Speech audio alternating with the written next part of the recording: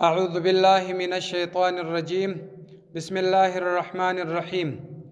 أما الشرط الثالث هرڅ چې دریم شرط دی فهو دا چې دی ستر العورت پټوالی د عورت دی. اول شرط چې ولو دا طهارت د احداث او د بیاودسي څخه و دا یو. دویم شرط چې ولو هغه چې و پاکي و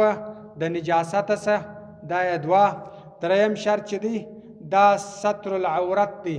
دریم شرط پټوالی د عورت دی. فهو دا چې دی ستر عورتی پټوالی د عورت دی. والعورت عورت چې دی من الرجل د نارینه ما تحت سرتی لاندې درنو منه د الى رکبتی در زنګانه پورې. والرکبتو زنګون چې دی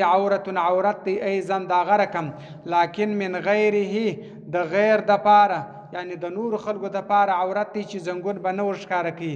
لا من نفسه د خپل ځان د پاره عورت نه دی. که چیرې د خپل ځان د پاره زنګون ښکاره و دا عورت نه دی، خو د نور خلکو د پاره چې نور خلکو ته ورښکاره کوي دا عورت دی. وهو المختار دغه قول چې دی دا مختار ښه قول دی، غوره قول دی. وروا روایت سعودي محمد بن شجاع د محمد بن شجاع څخه روایت دی عن ابي حنیفه و ابي یوسف رحمت الله د امام صاحب د امام یوسف صاحب څخه نصا په تصریح یعنی په ښه دلیل سره په ښکاره دلیل سره قال ویل دی اذا هغه وخت کان کچیر و محلول خلاصوالی الجیبی د گریوان فنظر وکتل الى عورتی وخپل عورت لا تفسد صلاته نه پاسد المنز. وای کچیر د یو چا گریوان غټ وو یا خلاص وو د چې په مانځ کې سو یا پر سجده سو پر رکوع سو د خپل عورت ولدي نو ویل منز نه پاسدي. و بعض المشایخ بعضی علما وای جعلوا ګرځول دي دا بعضی علما ستر العورت پټوالی د عورت من نفس د خپل ځاسه یعنی د خپل ځان څخه هم عورت دی. دغه کم ځای چې عورت بلل کیږي دغه عورت د خپل ځان د پاره هم دی. دی نه چې خپل ځان د پاره بشکارای نور به ورته ګوري یعنی خپل به هم نه ورته ګوري خپل ځان ته به هم نه ښکاره و بل ته به هم نه ښکاره. عورت چې دی د هر چا د پاره دی وایي.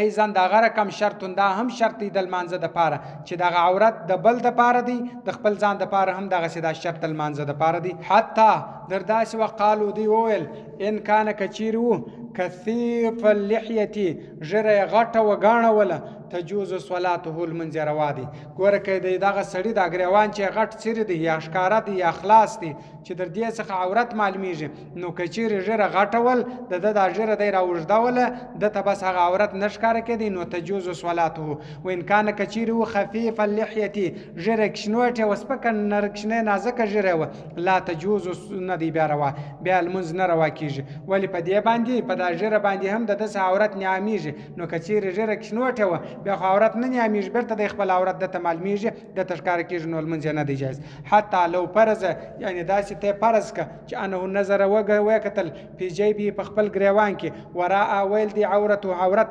فصلاته المنځ ده فاسده فاسد دی. د فرض کل چې د اوس په خپل ګریوان کې وکتل نو دغه د خپل عورت چې ولیدي بس منځ فاسد سولاړي. و به یفتا پر دې خبره باندې فتوا ده بعض المشایخ د بعضی علماء. وکذا دغه رقم لو صلى کلمنز وکي عریانا فلڅ سره فی بیتی په یو کوټه کې فی لیلة مظلمة په تیاره شپه کې یعنی تیاره و شپه و په دې حالات کې وله دلر ثوب جامه و طاهر پاکه وهو دی قادر قدرت درلودي علی اللبس پر اغوستو باندې د جامې لا تجوز صلاته بالاجماع د ټول په اجماع سره د لمونځ نه دی جایز. کچیر دی جامه لري دی پر دې جامه باندې قدرت لري نو دی راولاړ شي په تیاره کې په یو تور شپه کې د نن په یو کوټه کې په لمانځه ودرېږي نو دغه د لمونځ نه دی روا د ټول په اجماع سره. و بدن المرأة بدن د ښځې چې دی الحرة د حر ښځې د هغه ښځې چې آزاده ښځه ده کلها ټوله عورت دی الا وجهها مخ نه دی عورت وکفیها لاسونه نه دی عورت در دا بندو پورې وقدمیها پښې نه دی عورت در دا بجلکو پورې ولکن فی القدمین په پښو کې الاختلاف دی.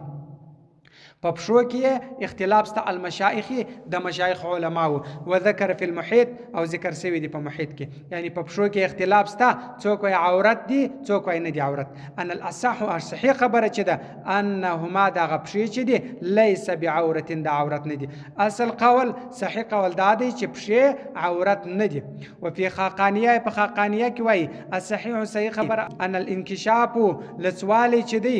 ربع څلرمه قدمې د پښې یمنع منکوي د المنز وزراعاها او دغه څنګلې او بازوګان دا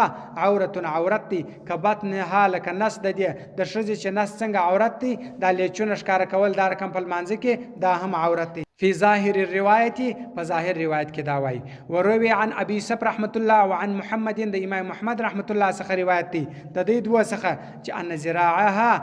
دغه څنګلې چې دی لیس بعورت دی عورت نه دی والاول اول قول چې دی اوله خبره چې ده هو صحیح هغه صحیح ده اوله خبره کومه یوه اوله دا وله چې دغه لاسونه چې دي د دې دپاره عورت دی د ښځې دپاره دا لاسونه لکه نس چې عورت دی لاسونه هم دی عورت دی نو دغه قول چې دی دا صحیح قول دی اما شعر البیشتان چې دی المسترسل هغه بیشتان چې زړیږي دغه کوڅې چې ودلې ده فقط په تحقیق سره قال ویل دی الفقيه ابو لیث دی ویل دی ان انکشف کچیر لتس ربع څلرمه المسترسل دغه ودلی سر فسدت فاسدی صلات حال منز دی کچیر دا سر دی ودلی وو دا کوڅې څلرمه یې ښکارا سوله په دې باندې المنز فاسدیږي کذا ذکر هو دغه رقم ذکر کړی دی